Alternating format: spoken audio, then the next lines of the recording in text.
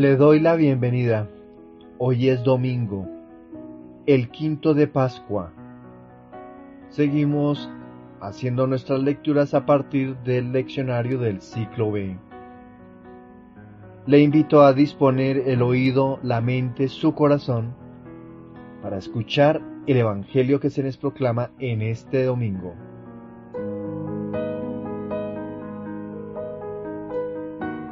Del Santo Evangelio según San Juan, capítulo 15, versículos desde el 1 hasta el 8.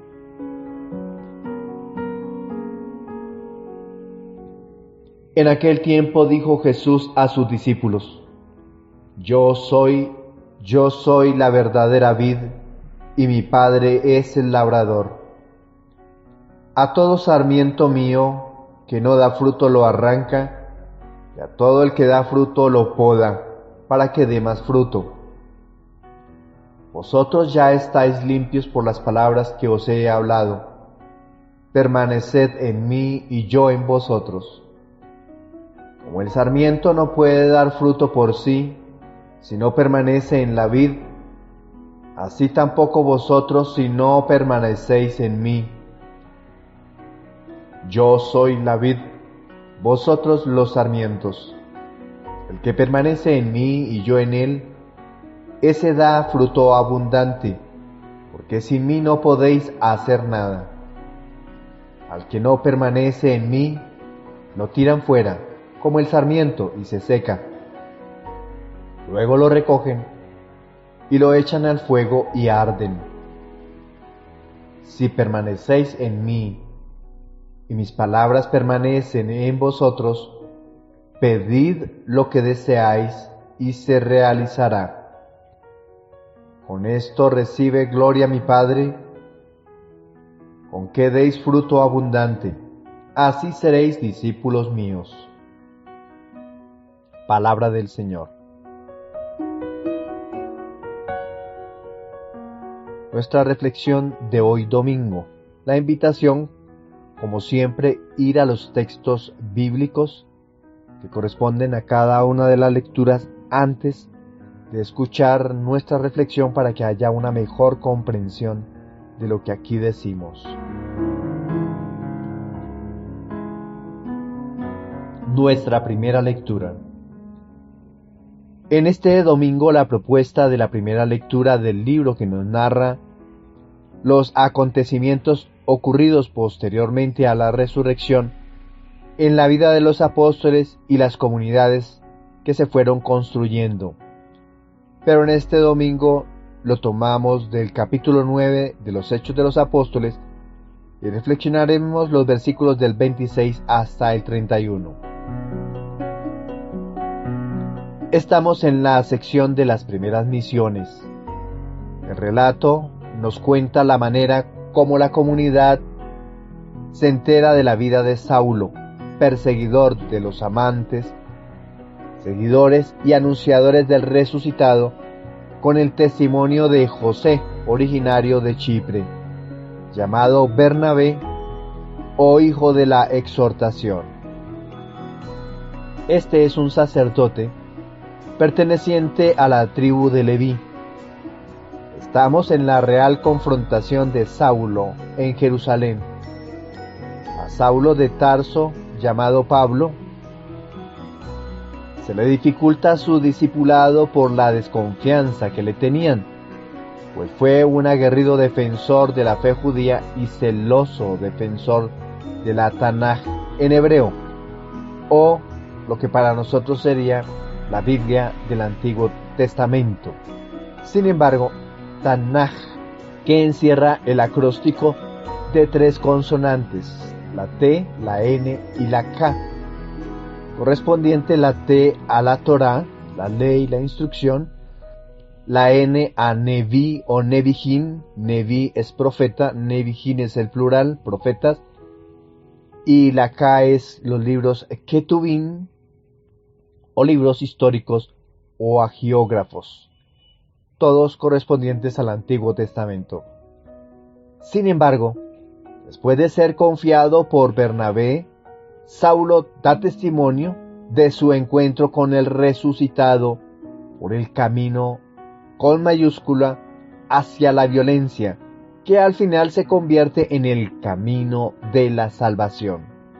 Si antes perseguía y buscaba atrapar para llevar a la cárcel y posiblemente asesinar, en este caso contrario, empieza un camino de conversión y de transformación para llevarlos todos al camino del resucitado. Situación que luego predicó públicamente a todo aquel que estuviese curioso acerca de la novedad que se predicaba por el momento. Después de 3 años de predicación, Saulo se queda con la comunidad naciente de Jerusalén, dando testimonio de quien se interpuso en su odio y deseo de venganza y la felicidad de la que ahora gozaba, al estar anunciando al resucitado como Salvador de todo aquel que crea en él. Las comunidades en Cristo fueron capaces de soportar persecuciones, odios, muertes. Su respuesta era la fidelidad al ungido y a su norma de amor, en donde no entraba encararse o enfrentar al enemigo. El espíritu que recibieron procuró una serie de frutos en la vida de la iglesia que hicieron notorio, y en este relato consignaron. Se veía en ellos gozo, paz, fidelidad y un deseo por extender tanto el reino como la comunidad que lo celebraba. Hoy nos queda seguir perseverando en el Señor y su palabra, y seguir suplicando: ven Espíritu Santo, para que llegue la plenitud de la Trinidad en su iglesia, en tu comunidad, en mi comunidad, en tu vida y en la mía. Profundicemos un poco más en el tema. El pasaje de los Hechos de los Apóstoles en su capítulo 9 y versículos 26 al 31 narra un momento clave en la vida de Pablo después de su conversión. Después de su conversión en el camino, vamos a ver un contexto histórico. Pablo va camino a Damasco. Saulo se encontró con una recepción inicialmente desconfiada por parte de los discípulos en Jerusalén. Estamos hablando de Saulo o el mismo Pablo, ya que lo veían como un perseguidor de la iglesia. Sin embargo, Bernabé, un creyente respetado, lo introdujo ante los apóstoles y les contó sobre la transformación de Pablo y su proclamación valiente del Evangelio. Desde un aspecto exegético podemos encontrar que este pasaje vemos que la iglesia de Jerusalén, inicialmente desconfiada de Pablo, llega a aceptarlo después de escuchar el testimonio de Bernabé y presenciar su valiente predicación en nombre de Jesús. La iglesia abraza a Pablo y lo acepta como uno de los suyos, lo que refleja la naturaleza transformadora del Evangelio y la capacidad de Dios para redimir incluso a los más enemigos de la fe. El pasaje que hemos leído también destaca la fuerza y la valentía de Pablo en su predicación del Evangelio, a pesar del riesgo de persecución y peligro. Pablo no se amedrenta ante la oposición, sino que proclama audazmente la verdad de Jesucristo, lo que lleva a un crecimiento y fortalecimiento significativos de la iglesia en Judea, Galilea y Samaria, que conformarían todo Israel. Este texto bíblico que hemos leído nos desafía a reflexionar sobre nuestra propia actitud hacia aquellos que pueden haber sido nuestros enemigos en el pasado o que difieren de nosotros en creencias y prácticas. Nos recuerda que el Evangelio tiene el poder de transformar vidas y reconciliar a personas de diversos trasfondos y experiencias. Además, nos está inspirando a ser valientes y audaces en nuestra proclamación del Evangelio, sin importar las dificultades o la oposición que enfrentemos. Por supuesto, cada uno desde su punto de vista, de su realidad. Los padres de familia en su hogar, aquel joven en la oficina, el educador en su colegio o universidad, en cualquier lugar donde nosotros nos encontremos. El texto nos anima a confiar en el poder de Dios para obrar en medio de nuestras debilidades y limitaciones y a ser instrumentos de su gracia y redención en el mundo. ¿Qué podemos concluir del texto que hemos proclamado?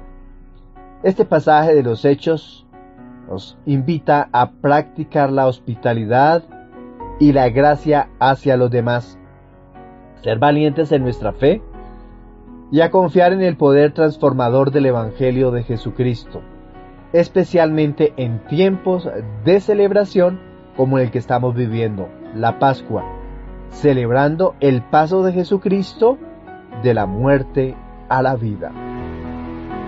Ante esta propuesta que nos hace el Espíritu Santo, por medio de este texto bíblico que hemos proclamado, le vamos a responder todos nosotros como hijos del Padre con el Salmo 21, y ha de resonar en cada uno de los párrafos que estamos proclamando esta frase antífona: el Señor es mi alabanza en la gran asamblea. El Salmo 21 de este día, titulado Sufrimiento y esperanza del justo o lamento del desaliento, es toda una alabanza por la misericordia y la redención que tuvo Dios con su pueblo. El salmo que entonamos es la oración que elevó Jesús estando en la cruz cuando pronunció el versículo 2: Dios mío, ¿por qué me has abandonado? Para el día de hoy, el Salvador habla como resucitado de la muerte. En este día nos apropiamos de estas palabras del Salmo para alabar al Señor por las gracias que Él nos confió con la obra de la redención. Dios Padre aceptó el sufrimiento de su Hijo como completa satisfacción por el pecado. Aunque el sacrificio de la cruz fue levantado por manos pecadoras, el Padre lo aceptó. No despreció este gran sacrificio perfecto y eterno por amor a todos nosotros, sus hijos. Las palabras del Salmo que hemos pronunciado muestran a Cristo disfrutando del deseo de su corazón. ¿Cuál es? Eterna largura de días. Los días de su pasión fueron los más largos de su vida, porque el sufrimiento graba en el corazón y en el alma las heridas más profundas imposibles de olvidar. Llevamos 20 siglos recordando este sufrimiento y por tal razón celebramos año tras año su pasión dolorosa que redime y salva. Además, revela los poderosos juicios de Cristo sobre sus enemigos, los ojos de Dios observando a quienes traman detrás de la ley en su contra, justicia temerosa para el día del juicio. El Salmo 21 nos une a la comunidad católica para celebrar en el templo las alabanzas por las grandezas dadas a los hombres. Dios, que es eterno y espera que cada uno de nosotros lo busque para que Él viva por siempre en medio de nosotros, que lo amamos, en nuestra familia, en medio de nuestras empresas. Delante del Señor, el pueblo le rinde culto de adoración porque es Señor de la vida. Todos se postran en su presencia y quedan consumidas la muerte, el dolor, la angustia. Y se levantan los que están llenos de ti, los que viven en ti, Señor. El Salmo 21 es un poema que aborda temas de angustia, confianza y redención, y es especialmente conocido por su profunda conexión por la experiencia del sufrimiento de Jesucristo en la cruz. Los versículos 26b al 27, el 28 y del 30 al 32 son partes de este salmo que expresan esperanza y confianza en Dios, incluso en medio del sufrimiento. En los versículos del 26b al 27 se describe una escena de alabanza y adoración donde se invita a toda la tierra a recordar y volver al Señor. Esta invitación a la adoración refleja la visión de la universalidad del amor y la redención de Dios, que se extiende a todas las naciones y generaciones. Mientras tanto, el versículo 28 resalta la soberanía y el poder de Dios sobre todas las naciones. A pesar de los desafíos y las luchas que enfrenta el salmista, se afirma la supremacía de Dios sobre los reinos terrenales y su autoridad sobre toda la creación. En los versículos del 30 al 32 estamos celebrando la obra redentora de Dios por todos los hombres y su fidelidad hacia aquellos que lo buscan. Está reconociendo que la salvación proviene del Señor y se invita a todas las generaciones a proclamar su justicia y su misericordia. Estos versículos del 30 al 32 expresan una confianza inquebrantable en la bondad y el amor de Dios, incluso en medio de las dificultades y el sufrimiento. ¿Qué podemos concluir del Salmo 21?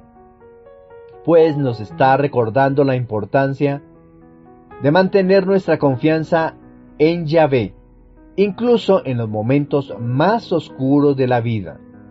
Nos invitan a alabar y adorar a Dios, reconociendo su soberanía y su poder para traer redención y salvación a todas las personas.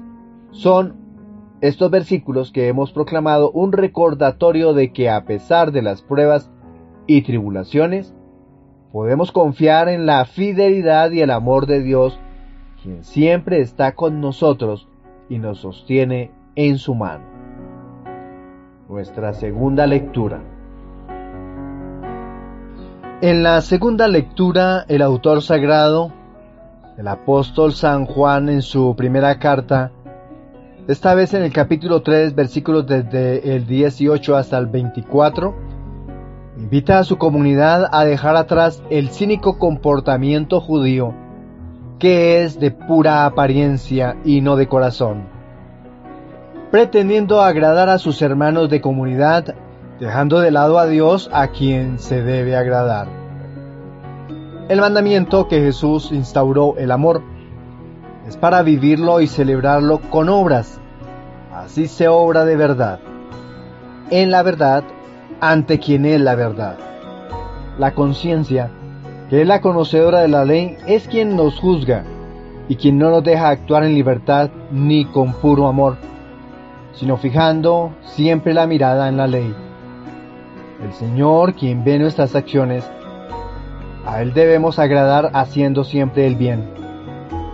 La norma del amor debe estar grabada en el corazón del hombre para que en cada pulsación nuestros actos sean de puro amor, porque de esta manera Dios habita y permanece en nosotros.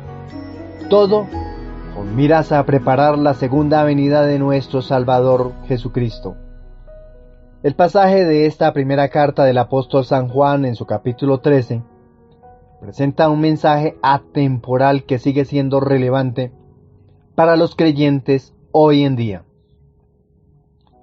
Esta primera carta de San Juan fue escrita por el apóstol Juan, uno de los discípulos más cercanos de Jesús, hacia el final del primer siglo después de Cristo. Es posible que la carta estuviera dirigida a varias comunidades cristianas en Asia Menor. En este periodo la Iglesia enfrenta desafíos internos y externos, incluyendo la propagación de falsas enseñanzas y la persecución por parte de las autoridades romanas. En estos versículos, Juan hace hincapié de la importancia de vivir en amor y obediencia a los mandamientos de Dios.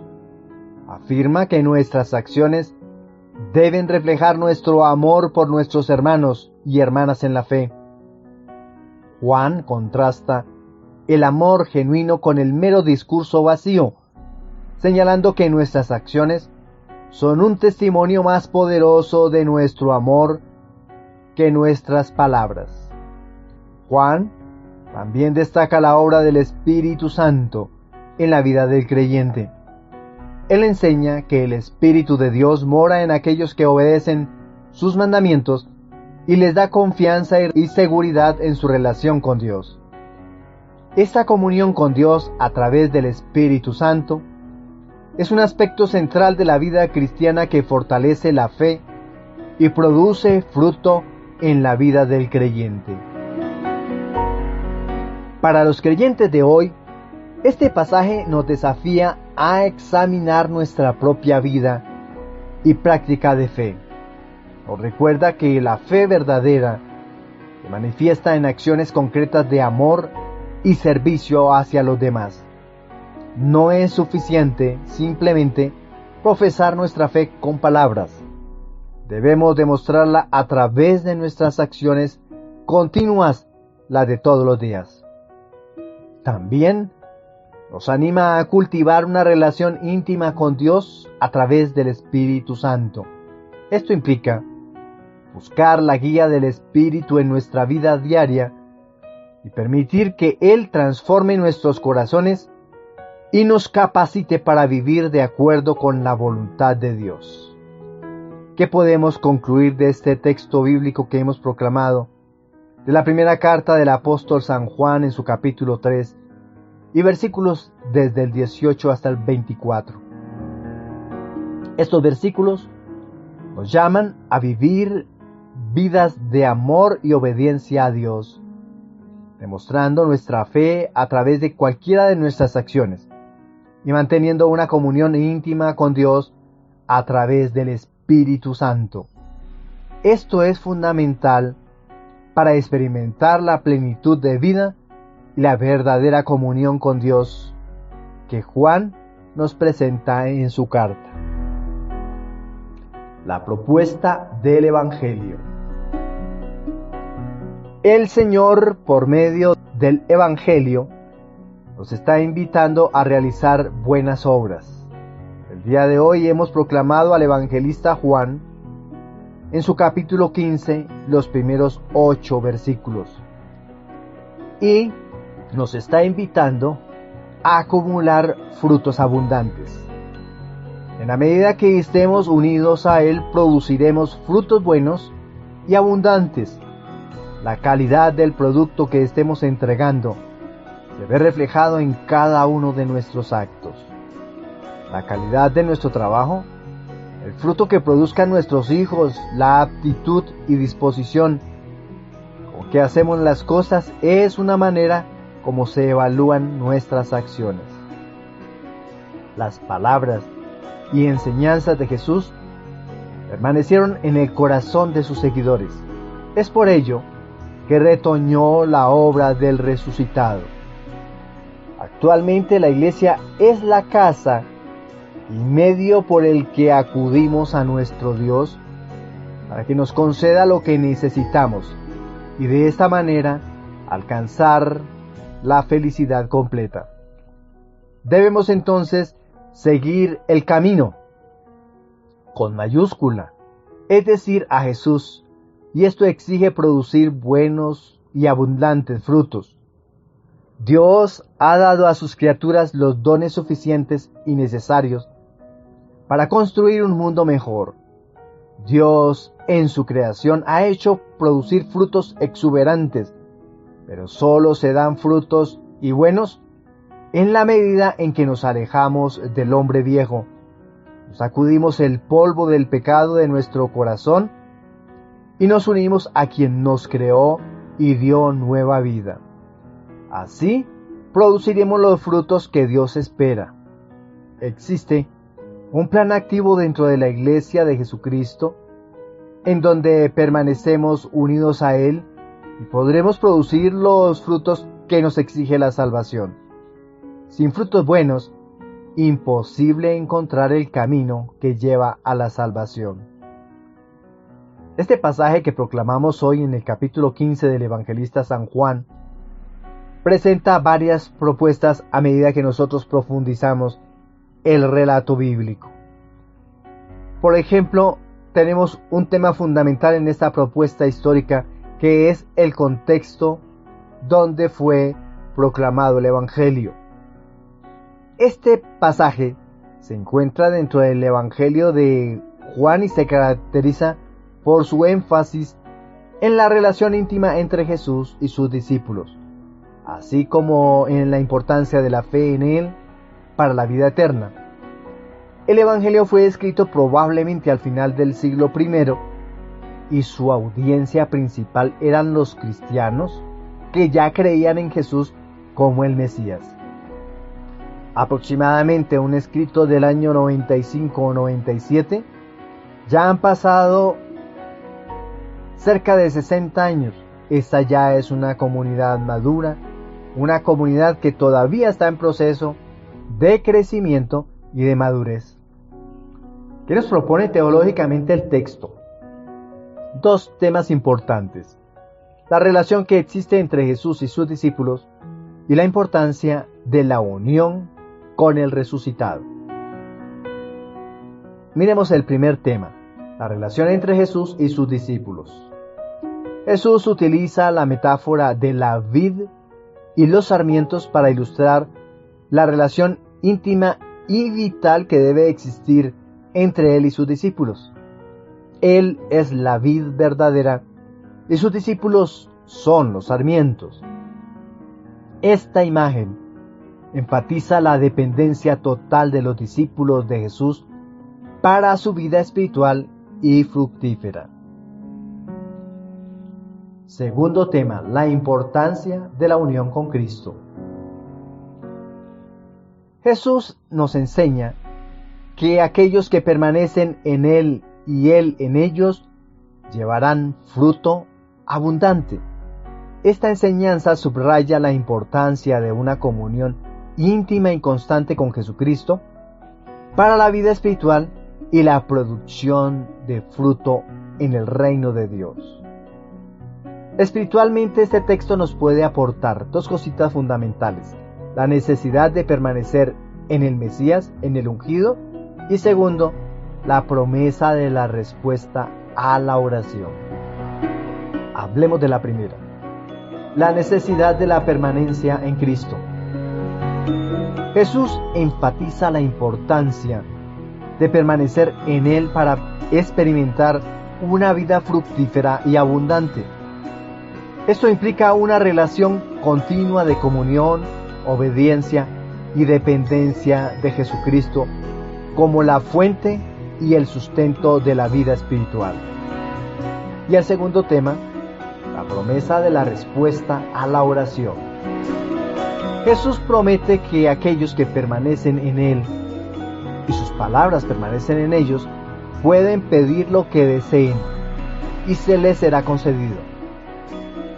Esta promesa destaca la importancia de la oración en la vida del creyente y la garantía de que Dios responderá a las peticiones de aquellos que están en comunión con Él. Dos temas más. ¿Qué podemos extraer del texto que hemos leído? Unas como imágenes que están inmersas en el texto que hemos proclamado: la imagen de la vid y los sarmientos, y la poda como un acto de purificación. ¿Qué podemos entender de estos dos temas? Hablemos de la primera, la imagen de la vid y los sarmientos. Ya sabemos que esta es una metáfora familiar para los creyentes judíos, ya que la vid era un símbolo de Israel en el Antiguo Testamento. La vid, el cultivo de la fruta de la uva. Jesús se presenta a sí mismo como la verdadera vid, cumpliendo y superando el símbolo de Israel y llamando a sus discípulos a una nueva relación de unión con Él. Y el segundo tema, la poda como un acto de purificación. Jesús menciona la poda de los sarmientos, que son las ramificaciones de la planta de la uva, como un proceso necesario para que produzca más fruto. Esta poda puede interpretarse como un acto de disciplina y purificación que Dios lleva a cabo en la vida de sus seguidores para que puedan ser más fructíferos en su servicio y dando testimonio. ¿Qué podemos interpretar del texto que hemos leído en el día de hoy? En este pasaje, el evangelista Juan nos invita a considerar lo importante de una buena relación íntima y continua con Jesucristo para una relación para tener una vida espiritual con frutos abundantes. Jesús es presentado como la fuente y el sustento de la vida espiritual, y aquellos que permanecen en Él experimentarán una abundante producción de fruto en su vida y ministerio. La enseñanza de Jesús nos desafía a mantener una comunión constante con Él, obedeciendo sus mandamientos y confiando en su promesa de respuesta a la oración. En este domingo, donde iniciamos una nueva semana, el Señor nos deja esta tarea: mantenernos unidos a la vid nosotros como sarmientos para producir frutos abundantes, y que estos frutos los vea nuestra familia, los vean nuestros amigos, nos vea todo el mundo, para así convertirnos nosotros en misioneros con nuestro testimonio de vida. Hemos llegado al final de nuestra comunicación en el día de hoy. Les deseo a todos un feliz día, que el Señor nos siga colmando de su alegría, como también de su bendición. Feliz comienzo de semana, bendiciones abundantes.